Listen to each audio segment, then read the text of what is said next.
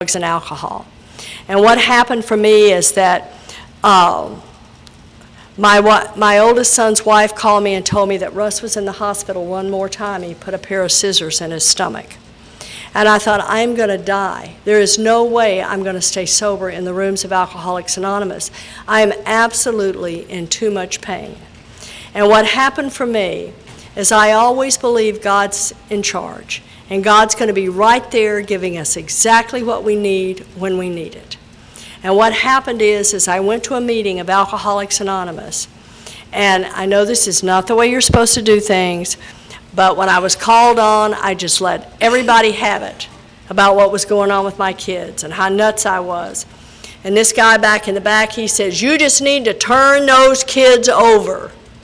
And I jumped up out of my seat and said, would you kindly tell me how to do that? And he didn't know. And what happened is that a miracle happened for me that night. And a lady walked up to me who was a double winner, who was also a member of Al-Anon. And she said, "Polly, I need to take you to an Al-Anon meeting." And what happened for me is the next night I went to an Al-Anon meeting. And for me, those women got around me and said, "Polly, of course you feel the way you feel. You're a mother. What we're going to do for you is we're going to show you how to love your sons without it killing you." And what happened is I owe a debt of gratitude to the program of Al-Anon, because I'm not sure that I would be sober today if it were not for Al-Anon, because I was in absolutely so much pain.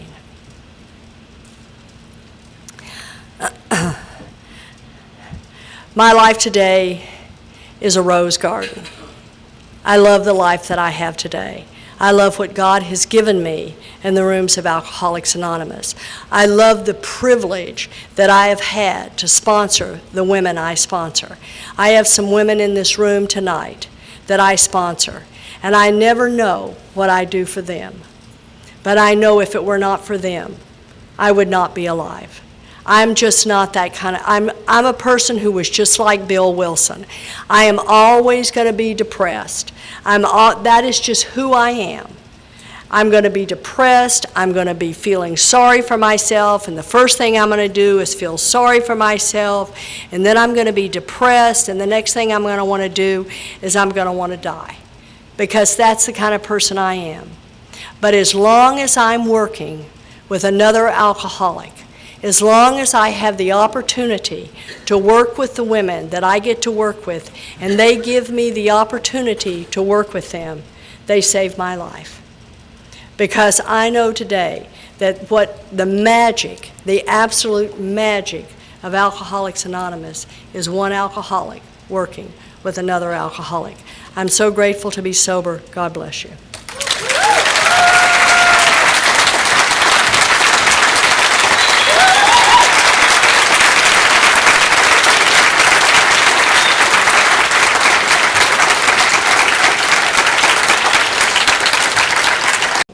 A bunch of money.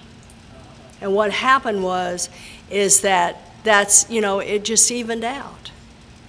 I mean, I don't think, nobody walked away with any change in their pocket. But what happened is everybody's got a roof over their head and a great place to live, and life is fabulous. It just didn't, happen the way I would have liked for it to happen. And we were at that closing that day, and Dave is always just such my rock. And we were at that closing that day, and I was just looking at it, and I was just, so resentful and angry. And Dave says, "Well, it's really a lot better this time, Polly. We're not leaving the key in the door." And see, it's just, I forget those things. I forget those things. I forget that God always takes care of me. Maybe it's not the way I wish I were being taken care of, but I'm always taken care of. Absolutely always taken care of. I hope I'm not running out of time. I just saw Bob look at, no. At any rate, I just want to tell you, my oldest son is doing really great, and those of you who have heard about him for a long time, he's doing really great. His life is good. James is good. You've heard about me talk about James from time to time because he's been sober for 27 years in the rooms of Alcoholics Anonymous. And when I was, he's 6.5 years behind me. And 6.5 years before I got sober, I was supposed to attend a function at his school. And he said, "Don't you dare show up at my school because I am ashamed of you." And he'll tell you right from this podium, I knew AA worked because I saw what AA did to my mom. It totally and completely changed her. My mom was transformed.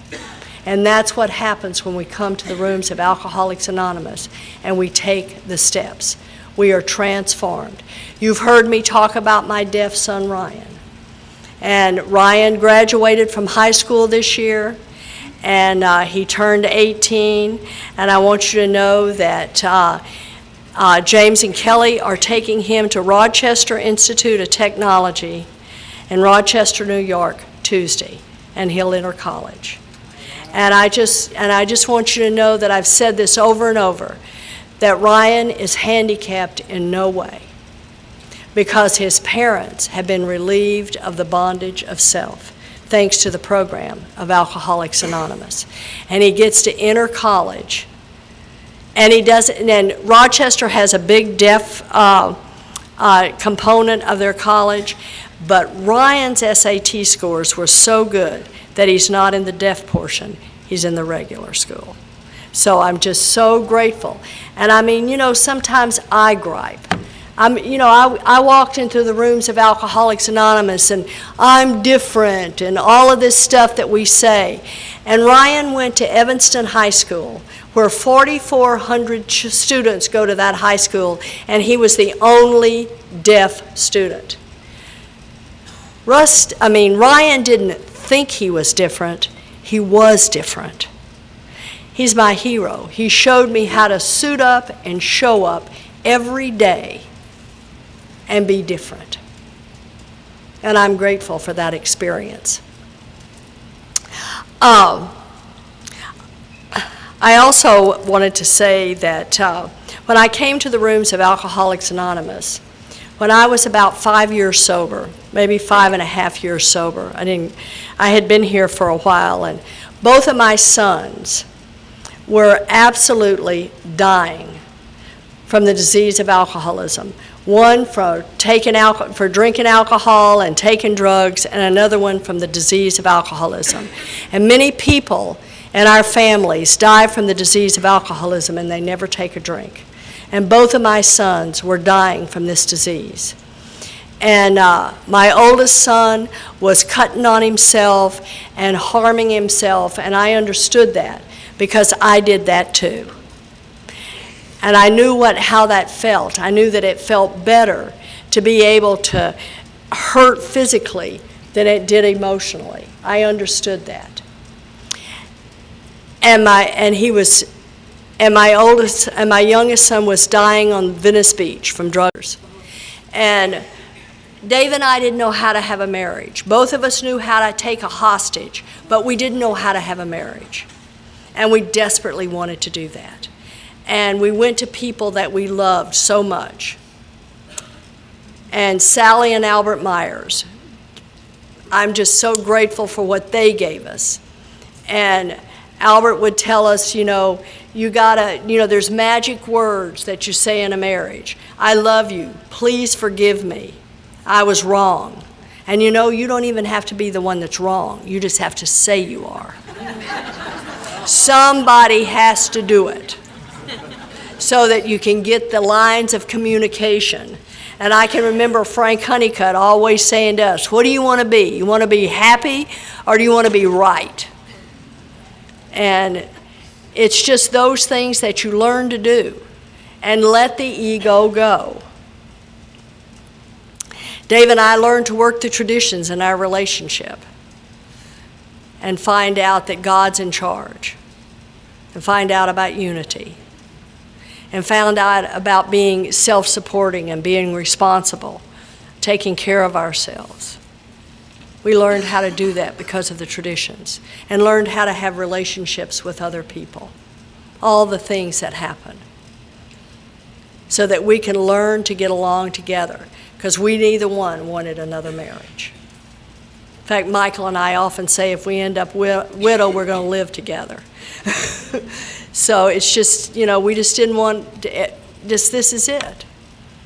And learn how to do this. And what's happened along the way is we've lost Dave's oldest son, Mike.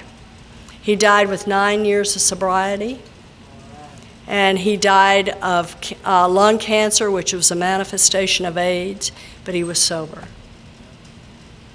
And our daughter, Kim, sometimes she's sober and sometimes she's not. And we keep continually praying for her. I'm going to tell you a little bit about my kids in a minute.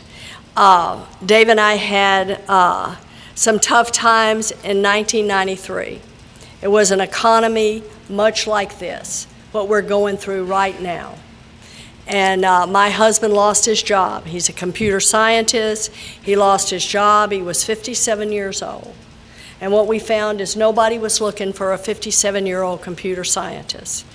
And what happened was, back then, Dave got 6 weeks of unemployment, and that was it. And he did not work again in his field for 2 years.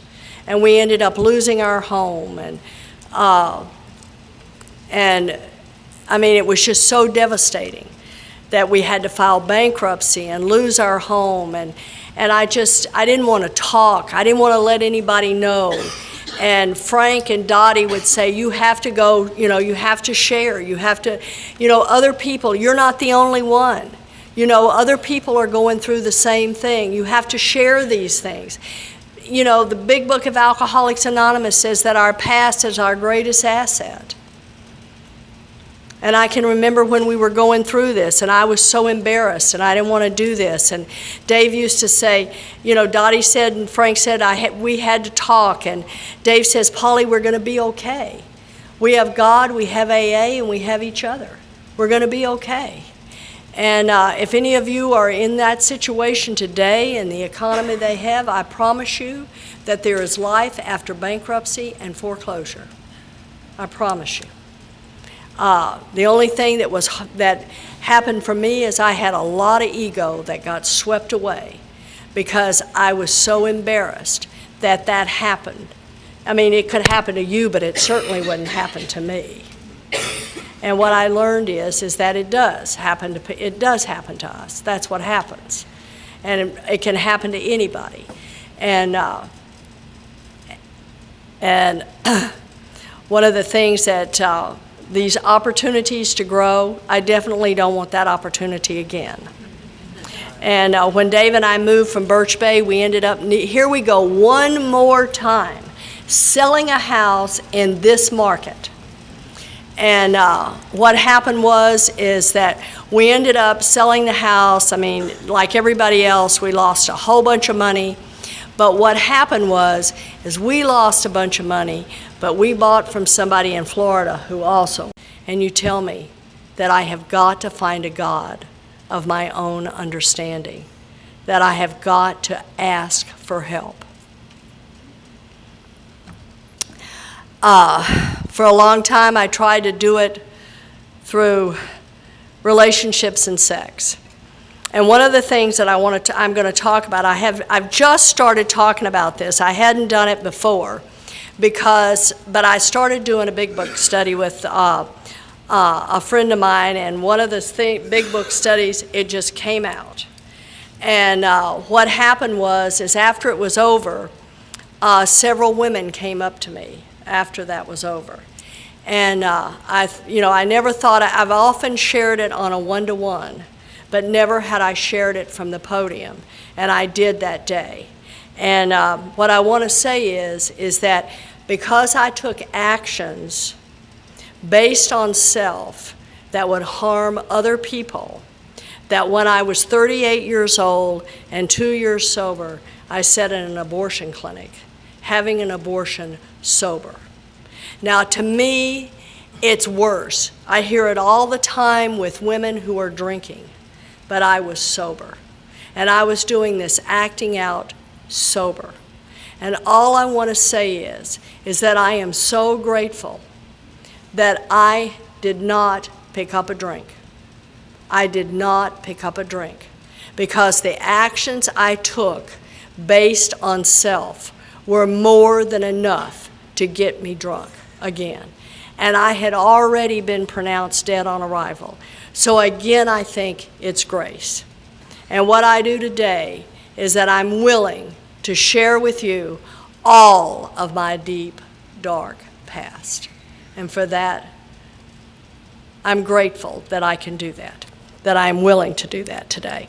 At any rate, knowing all of this, my husband Dave sponsoring some of the men that I'd had affairs with in Alcoholics Anonymous. And I had just known Dave. He was just my friend. We were just AA buds. But when I was 3.5 years sober, and Dave was 4.5 years sober, he came to me and he says, "Polly, I'm in love with you, but you need to get something straight. I don't want to have an affair with you. I want to marry you." And you know, things like that aren't supposed to happen to people like me. And I just want to tell you that God willing and the creek don't rise, come October the 27th, Dave and I'll be married 31 years. And that's a great event that's come to pass. Dave and I often say if we'd have known we were going to get married, we'd have never told each other the things we told each other. So, but the good news is that here, Dave and I have been married 31 years, 2 alcoholics hooked up together. What an order, I can't go through with it. And he's still the man for me. He's still the man that does it for me. I love him with all my heart. And we've had an absolutely fabulous time moving to Jacksonville, and I didn't want to like it. I really didn't. I didn't want to like it. I did not want to leave my house in Birch Bay, so I didn't want to like it, but I absolutely love it. So, you know, the thing about it is it never was any of my business anyway. But Dave and I have had a lot of opportunities to grow in our marriage. And I'm so grateful to the program because, you see, life's in session. Whether you're sober or not, life's in session. Whether you're alcoholic or not, life's in session. And our life has been in session. Today, I can tell you that between us, we have 4 children. Every last one of them is an alcoholic and a drug addict. And one of them has some grave emotional and mental disorders on top of that. And this is the thing that I know today. And Dave and I, what we wanted to do more than anything is to stay married.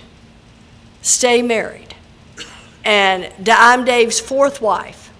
And as our Al-Anon friend likes to tell Dave, Dave, you're the only common denominator in all 4 of those marriages. I suffer. I was married for 22 years. 27, I was pronounced dead on arrival in a hospital in Bedford, Texas. Needless to say that didn't take because I'm here tonight.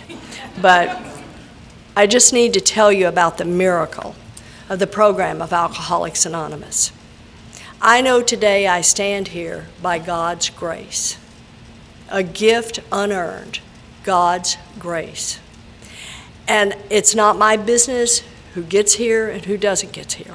I don't believe I'm chosen and other people who have the disease are not chosen. I don't believe any of that. I believe God loves us all. I just know that I'm here by God's grace. And Webster's dictionary says that grace is a gift unearned. I've done nothing to earn this gift. It was free. It was a gift God gave me. One day I cannot drink no matter what, and then I'm sober. The grace of God.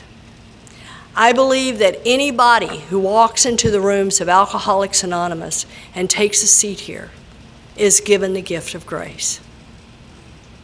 What's really sad is that most people lay the gift on the chair and walk out and drink again. And some make it back, and some don't.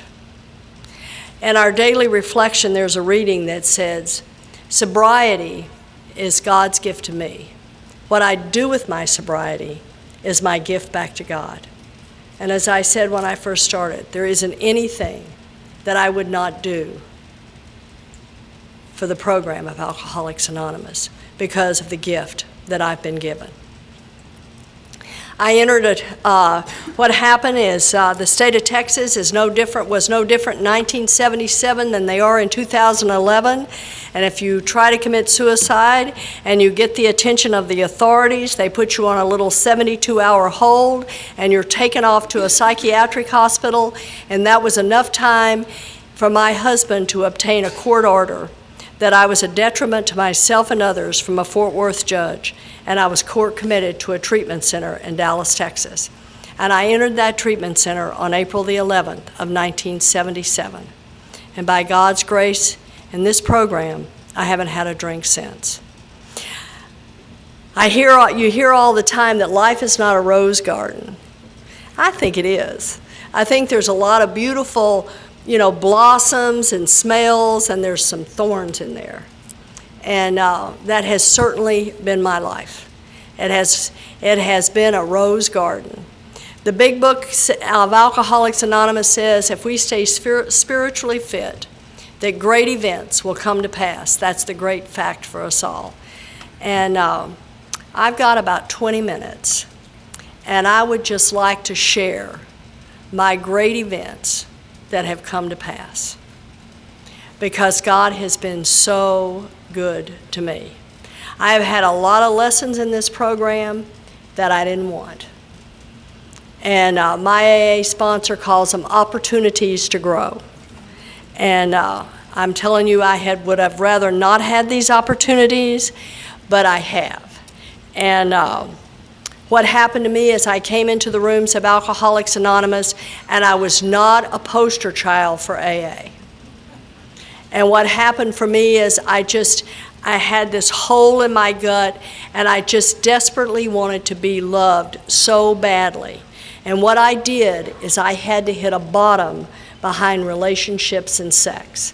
I just knew if you would just love me enough, I would be okay. I had no idea that I was going to have to heal from the inside out, and that everything about me and how I feel about myself and how I am and all of the things that are going to change in my life was going to be in direct proportion with my relationship with God. Because you see, I have a God that's going to get you. And this God is, I'm drinking, I've done all these awful things, I've harmed my children. How am I going to live with all of these things? And what happens for me is how do I go to this God? Because I am so terrified of God. And I come into the rooms of Alcoholics Anonymous. At any rate, I need to get sober. I'm all over the place, as you can tell. At any rate, what happened for me is Michael's here this weekend, and she's speaking in the morning, because I'm always saying, I just said it last weekend, because when I talked, I said, I've always wanted a really good story. I don't want to be, my drunk-along is just not that great. I did all my affairs sober in the rooms of Alcoholics Anonymous. But what happens is I want Michael's story. I want to sleep with a one-legged minister. And I always because you got the story. But I never had the story. And so anyway, let me just tell you how I got sober. So my drunk-along is just a little lame. And my son James says the same thing. He says, it's embarrassing to come to AA, never gone to jail, never been to treatment, come to AA, get sober, and never leave. That's embarrassing. And he said, I wasn't divorced because I wasn't married. So here are these, these things, and that's kind of what I used to think about myself, but I definitely don't feel that way anymore, of course. Anyway, what happened for me is I had a car wreck in Irving, Texas, right where the Dallas Cowboys played football. They play in they got a new stadium in Arlington now. And what happened was I'm a blackout drinker, and I ended up leaving my car, calling the police, and telling them that my car had been stolen. Didn't know I'd left my car. And what happened is here comes the police with my husband, and I'm taken to the Irving police station. And I get to see that look on a non-alcoholic's face that just doesn't understand why we do the things we do. And this policeman looked at my husband with so much disgust, and he says, why don't you just take her home and sober her up? And on the way home, my husband said, Polly, there's a treatment center, and it's not far from our house, and I wish you would go. And that night, I entered treatment for the first time. Now, this was no fancy jitter joint. It was a county detox. And it was a 7-day detox. And I went into this detox, and I loved it. They started taking us to a lot of meetings of Alcoholics Anonymous. We sat around and we told war stories, and it was fabulous. And I loved AA. But there was just something down inside of me that said, Polly, people like you don't become alcoholic. And Dr. Thibault's letter in AA Comes of Age, Dr. Thibault talks about there's 2 characteristics found in every alcoholic: grandiosity and defiant individuality. And what happens is my husband says, only an alcoholic can lay in the gutter, feeling superior to those looking down on him. So here I was. People like me don't become alcoholic. So I had a jitter house romance, where sick falls in love with sick, and you walk off into happy destiny. And we walked off into happy destiny for 58 days. And I was 12-stepped out of a motel in Euless, Texas, and I was brought back into treatment, more dead than alive. And what happened is I had reached that place that talks about pitiful and incomprehensible demoralization, because I knew now what the problem was. The problem was sobriety. I can't live sober inside my own skin. I absolutely cannot do that. I don't know anything about the 12 steps. I don't know anything about the 12 traditions. I don't know anything about the 12 concepts. All I know is I can't live with the mother I've become, the wife I've become, the daughter I've become, the woman I've become. I can't live with that. And what I did when that 7 days was up is I got a bottle of scotch and I got a bottle of Valium and I checked into a motel.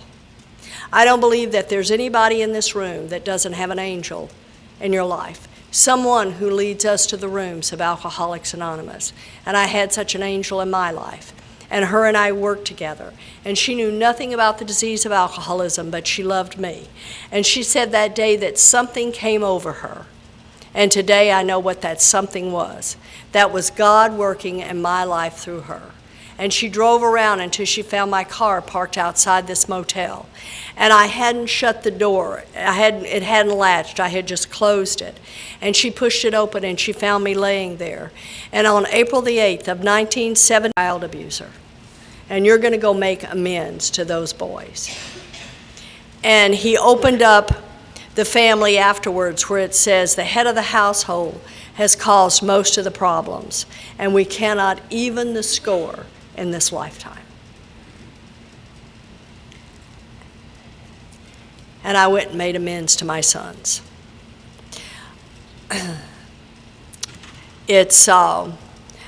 did exactly like I was told. My sons were 14 and 16 years old when I got sober, and they were really angry. And I made amends to them, and I was told that they will have a lot to say to me. And I had this little script written down that when they told me something that was very painful to hear, I wasn't supposed to say, "Well, you shouldn't feel that way. I'm sober now." What I did was, I'm so sorry that happened to you, and I'll be the very best mom I can be. And I've been allowed to do that for the past 34 years. I have a son who's sober in the rooms of Alcoholics Anonymous, and I've had the opportunity to hear James speak many times. And James talks about a little boy who's about 9 years old. And that little boy is no longer put to bed at night, and his mother does not wake him up in the morning and give him a nice warm breakfast. He has an alarm clock, and he gets himself up if he's going to go to school. And this morning he gets up, and he finds his mother passed out on the kitchen floor with a drink spilt. He steps over me, gets his breakfast, puts his cereal and his milk and everything together, steps back over me, sits down at the kitchen table, and feels nothing. That's the reality of a child who lives with the disease of alcoholism. The big book of Alcoholics Anonymous tells us that anybody who lives with a practicing alcoholic is affected by the disease of alcoholism. And my children have been traumatized by a disease called alcoholism. It is an amazing thing today that the life I've had with these boys. First of all, my oldest son is going to be 2 years sober in October. Now, he's had a lot of other things go on in his life, but he's sober now. And Russ has never really cared for my AA life. He's always thought it kept me from the family and all the things that I did. He never cared for it. We lived close together in Southern California. He was very jealous of his brother because his brother seemed to have the capability to be a good earner and to make money, and Russ does well but not as well, and all these kind of things were going on. Well, it's amazing how God has repaired all that. And the other thing is that Russ would, when I moved to Birch Bay, Russ would never call me on the phone because he was just so angry that I moved. Besides what I do in AA, I moved. And then he just wouldn't call me. And I would call him. And, I wanted to play that game. Well, I'm not going to call him anymore because he doesn't call me and all that kind of stuff. And then I could just hear Frank's words. And that is, you're to be the very best mom you can be. And I would just continue to call. Well, my youngest son is going through a very bad breakup of his marriage, and a lot of stuff is going on, and especially around his children. And Russ is on the phone about his brother because he always said, I thought the worst thing in the world was not having any money until I saw what was happening to my brother. And something has just mended. It has just mended. And last year I was in Southern California with both of my sons. Both their wives had the children. I was there with both of my sons. And it was Christmas. And my oldest son said, I think this is the best Christmas I've ever had. And it's just amazing. I never would have chosen that way to heal my sons' relationships with each other. That would have not been but see, I'm not in charge. God's in charge. God's in charge of it all. And what happens is I just need to get out of the way. And the hardest thing I do in the rooms of Alcoholics Anonymous is get out of the way. I was raised with thou shalt not drink. I was raised in so much prejudice, I never will forget when John Kennedy was running for president, that Baptist preacher was going crazy, telling all his congregation, you don't vote for John Kennedy, he's a Catholic. And that's what happened. That kind of bringing up, that kind of fear of God, knowing that kind of God. And I'll tell you, he said, thou shalt not drink, and up to 18 I hadn't. And what happened, I went to that luncheon and there was a fountain of sherry. I don't know if you guys have seen those fountains where you just stick your glass up under there and get you a drink. And they were sticking their glass under it, so I stuck my glass under it. And I took a drink of alcohol.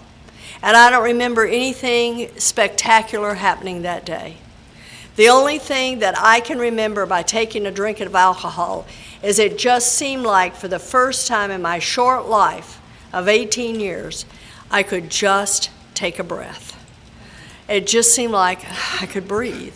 It just seemed like I had just been wound up so tight that I couldn't breathe, and I was able to take a breath.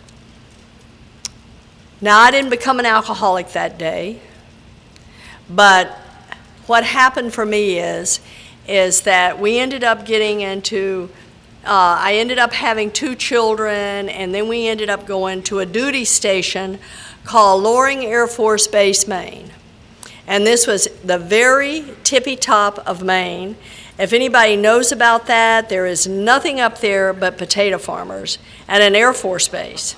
At that time, there was an Air Force base. And I had these 2 little boys. I know nothing about parenting 101. I don't know how to take care of these kids. It's 50 below zero outside. I don't know what to do with these children. They're driving me crazy, and I'm having a nervous breakdown every 20 minutes. And I go to an Air Force doctor, and he says, take these. And from 1962 until 1977, I took Librium and Valium and Seconal and Nimutol and drank alcohol. And I'm here to tell you, if you take those kind of drugs and drink alcohol, you're not an active alcoholic. I call myself a couch potato alcoholic. I did my dying on my living room sofa. The reality of all of that is that I am an alcoholic mom. And I drug 2 little boys through the disease of alcoholism. I am a mother who never, ever should have been allowed to keep her children, because I am a child abuser in every way.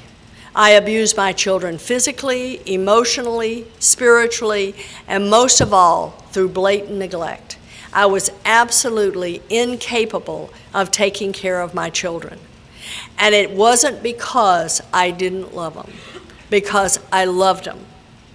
But I couldn't make it to their ball game. I had one who was an athlete and another one who was a musician. And I would promise them, I'll be at your game. I promise you I'll be there. And I would tell the other one, I'll be at your concert. I promise you I'll be there. And somewhere between that promise and the time I should go, I took a drink of alcohol. And here would come my children, and one more time I would look at that face that would say, Mom, you didn't show up again. You didn't show up. You promised, but you didn't show up. And that was time after time. It got to where I could not put my children to bed, and I could not get them up in the morning. I was absolutely incapable of taking care of these children. And their father was gone. And he was gone for years at a time. And those children were my responsibility, and I was incapable of doing it. Thank God for strong sponsorship. Thank God that I came into the rooms of Alcoholics Anonymous and I did not get watered down AA. Because when I did my 5th step, my sponsor looked at me and he didn't say, Polly, you have harmed your children. He said, Polly, you are a child. I am separated from the sunshine of the Spirit. And it is in the rooms of Alcoholics Anonymous that you have given me a God through the steps of Alcoholics Anonymous that has transformed my life. When I was 18 years old, I married an Air Force officer, and I just knew I'd found my knight in shining armor, and we were going to sail off into the sunset and live happily ever after.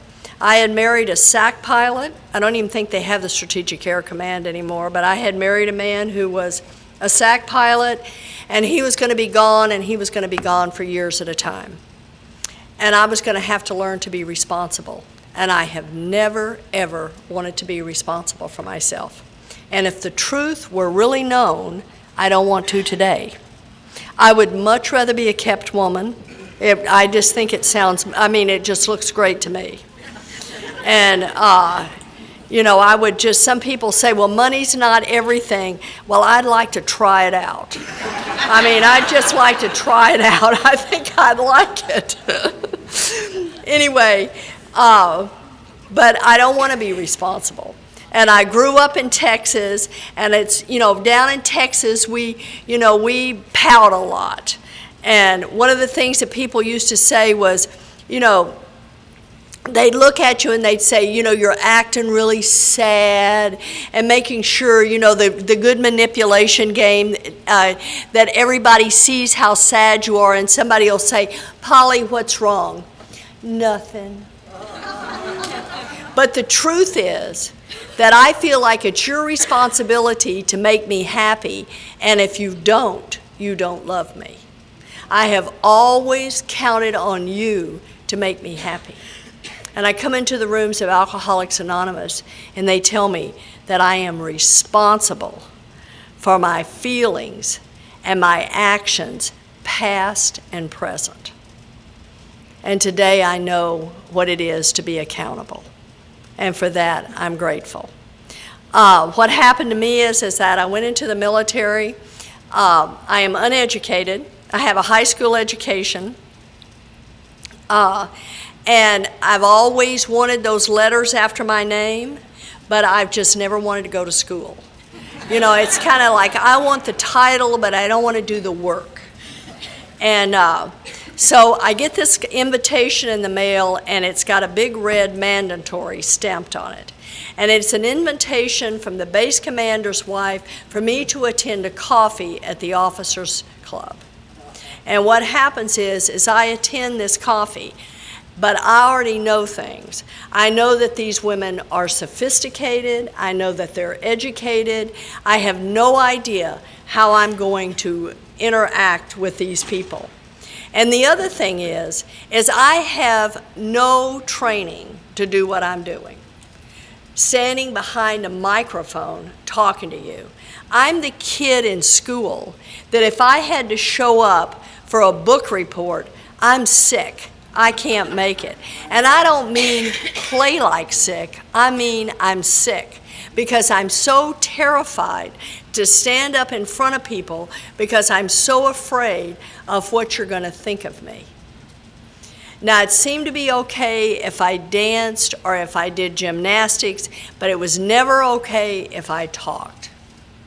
I just always felt like I stumbled all over my words and said them funny and all of that kind of stuff. And anyway, here I am going to go with these women, and I just know that they are so sophisticated, and I am just overwhelmed with feelings of inadequacy.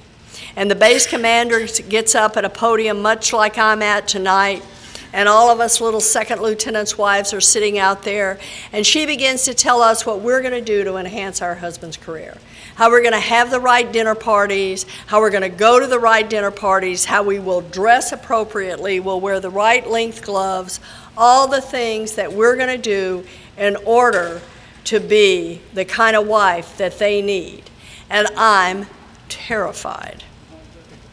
And I leave that, and 2 weeks later, there's a luncheon, an officer's wives' luncheon, of which, of course, I'm supposed to attend. And up until this point, I have not drank. I am raised Southern Baptist. I don't have to worry about coming to Chattanooga, Tennessee, and wonder if you guys know what Southern Baptist is, because I know you know. And the only thing I know is that my mother's father drank. He was the only one who did. However, I never remember him being anything like me. But he did drink alcohol. Not often, not much, but he did drink. And everybody else in our family did not drink. To my knowledge, I did not know an alcoholic until I came to the rooms of Alcoholics Anonymous. I'm a military wife. I was in the military for over 20 years with my husband. No one that I know from the military is an Alcoholics Anonymous, and as far as I know, nobody needs to be. So I'm just here to tell you that that can happen. I read a book not too long ago called How It Worked, and it's about the life of Clarence Snyder. And the author of this book says there appears to be two things that cause alcoholism: being loved too much or not enough. And if that's the case, I'm the love too much. Because not only was I a very loved and cherished child, I am an only child.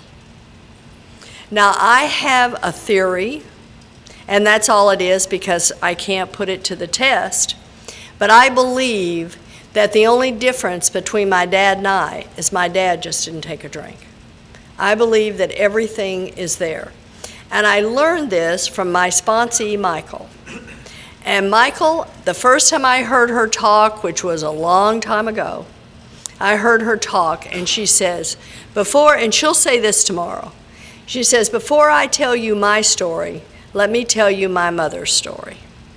And I got busy about learning about my mother's story and my dad's story. And both of my parents were abused children. And they found each other just like an alcoholic and an Al-Anon find each other. And what happened is they had me, and they wanted to give me everything they didn't have. And what happened is the big book of Alcoholics Anonymous says that you cannot give that which you do not have. They wanted me to have self-esteem. They wanted me to have all these things. They sacrificed. My dad had a 9th grade education. My mother was a nurse. And I mean, they certainly did not have a lot of money. And they sacrificed to give me gymnastic lessons and dancing lessons, everything any little girl would want to have. They sacrificed to give me. But see, they didn't have that to give to me. And today I understand all of that. The other thing is they gave me a gift that I didn't even know about until long, long, long after I was sober. And there's a beautiful Al-Anon lady, and her name is Marcy White. And Marcy used to talk about the blessing. And she says, so many of us are given the blessing as children, but a lot of us are never given the blessing, and that's the blessing of love. And we come to the rooms of Alcoholics Anonymous, and we receive the blessing from the rooms of Alcoholics Anonymous. Well, I'm the one who has had the blessing twice, because I had the blessing from my parents who loved me so much, and then I had the blessing from the rooms of Alcoholics Anonymous. I did not know that when I got here, because you see, I'm a real alcoholic, and I suffer from a spiritual malady. And if the big book of Alcoholics Anonymous tells me that if I'm suffering from a spiritual malady, nothing's enough. You can't love me enough, you can't give me enough, you can't do enough. There simply is not enough for a person like me. And I went through treatment, and I've heard a lot of times with people with my amount of sobriety say there weren't any treatment center. There were treatment centers. I went to a lot of them. And I went to this treatment center, and we used to gather up and do group and talk about your feelings and all that stuff, just like they do today. And I can remember sitting in group and, them going around the room and these people sharing these, things that have happened in families that were just so horrific. And I'd look at them and I'd say, I know why you're an alcoholic, but why am I an alcoholic? Those things didn't happen to me. And today I know that what's wrong with me is I suffer from a spiritual malady. And that I'm glad to be here with you. Glad to be here. I just want to say that today I am busier in the rooms of Alcoholics Anonymous than I've ever been. I sponsor more people than I've ever sponsored. And I'm into more service than I've ever been into. And the reason is at 34 years of sobriety, I have so much to lose. I love my life. I love the life that Alcoholics Anonymous has given me. I love this life. And there is nothing, absolutely nothing, that I would not do for this fellowship. There's nothing, whatever Alcoholics Anonymous asks me to do, I'll do, because of the life that I have been given. It is just, so if you're new or you're nearly new, whatever, just hang on. And sometimes I'm not going to say it's all going to get better, because it might not. Mine's not always gotten better, but I will promise you it'll always be different. And what will happen is, if you stay sober and we walk through these things, as my AA sponsor tells me, she says, what won't kill you will make you stronger. So I really believe that today. And today I feel like that the experiences that I've had in life have been so valuable. And sometimes I just have to pinch myself that I get to be here. I mean, I came to the rooms of Alcoholics Anonymous and I was pronounced dead on arrival. I didn't come to the rooms, but I got pronounced dead on arrival before I got here. And today, I'm 71 years old and 34 years sober, and I just don't know if it just keeps getting better. Just absolutely keeps getting better. So just hang on. The big book of Alcoholics Anonymous tells me that I should share in a general way what it used to be like, what happened, and what I'm trying to be like today. And one more little preaching thing I'm going to do, and then I'll get on to my story. And that is, one of the things I see a lot in Alcoholics Anonymous, I certainly don't see it with these people I know here on the front row, because they have more sobriety. Well, Michael and I are about the same, but certainly Bob and Linda have been in the program way longer than me. But one of the things that I see a lot of times is people who have 30 years or more of sobriety, or 20 years more of sobriety. They don't go to a lot of meetings. They're not showing up. They're not doing service. Well, I don't know what your big book says, but my big book says that this is a progressive illness. And if this is a progressive illness, then at 34 years sober, I am more alcoholic than I was 34 years ago. So what that says to me is that, Polly, you don't need less meetings, you need more meetings. You don't need to sponsor less people, you need to sponsor more people. And you certainly don't need to be in less service, you need to be in more service. There isn't anybody in this room that needs to be in a detox meeting more than me, because it's been a long time since I detoxed. I need to see that.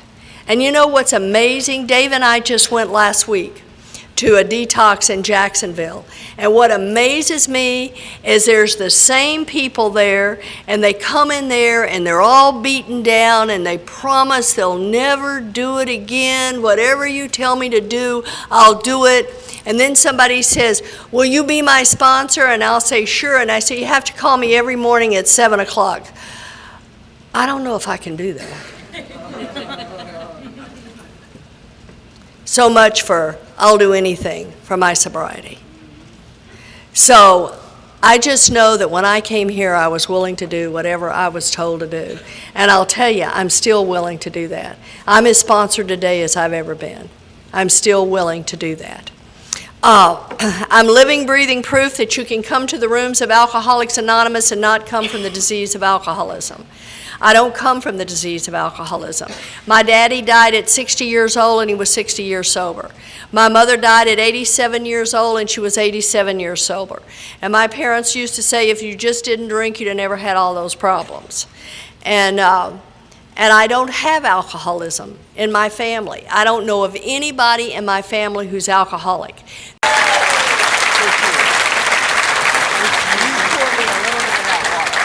Okay, thank you.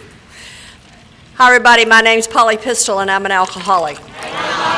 By God's grace, in a program called Alcoholics Anonymous, I haven't had a drink since April the 11th of 1977, and for that I am eternally grateful. Whew, that's a good news. That's good news. I have a home group, and that's the West Connect group in Jacksonville, Florida.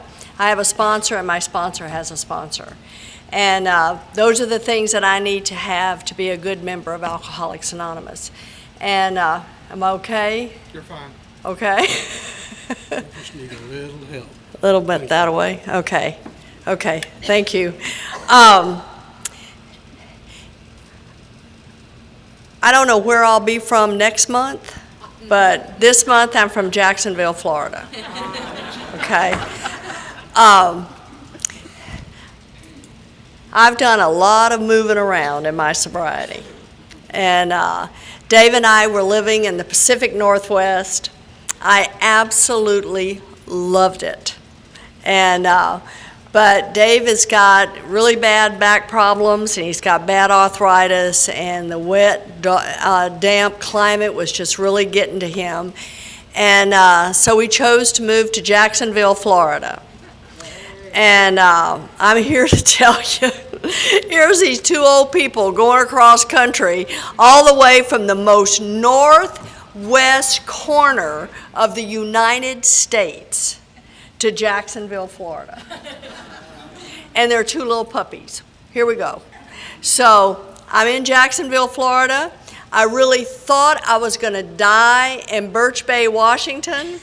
So I'm not going to make that statement anymore. It's just, I live in Jacksonville today. So I'd like to thank Robert for inviting me. Thank you so much, Robert. And we had some phone calls, and people who know me know that I'm a scatterplatter, but Robert got to really, experience me being a scatterplatter. Don was supposed to speak tonight, and I was supposed to speak Sunday, and I'm trying to do this plane thing, and I'm like, I don't know what, can I get a plane at 12:15? I don't know when I'm speaking, and then I call back, oh yeah, I do, you just called me and told me I'm speaking on Friday. So, that's just that kind of head that I've got. So thank you so much, Robert, and Chrissy, and Matt. And I've had the pleasure of the last 2 years hanging out in Nashville with Chrissy and Matt, and then some other things that we've hung out in Nashville for. So it's just a pleasure, and thank you for all the emails and the telephone calls. And I don't know where Bridget is, but she's a little dynamo. Bridget picked me up at the airport, and when you just know you've seen one of your people? You just know that that's one of your people. And she was sitting on a sofa, and then I go and I just walked by her, and I thought, bet that's her. And I walked on down to the baggage claim, and this poor little thing has never done this before, did not know what to do, and I'm calling Chrissy. Chrissy, did you send somebody else for me? Yes, she did. And I said, I think I've found her. So, and then she took me to a fabulous dinner, so thank you, Bridget. And this weekend, I'm here with my favorite people. Just absolutely with my favorite people. Tomorrow morning, you're going to hear Michael talk. And Michael and I have been walking this walk together for a long time. We hooked up in Southern California a long time ago, and her and I have been doing this walk for a long time. And Linda and Bob, oh my God, we've been doing it for a long time too. And it's always such a pleasure. And then Don's going to be here Sunday morning, and when I get to walk with people like you, when I get to be in your presence, I feel that God is just being extra special to me, because I just always feel so loved and cared for, and it's just fabulous. So.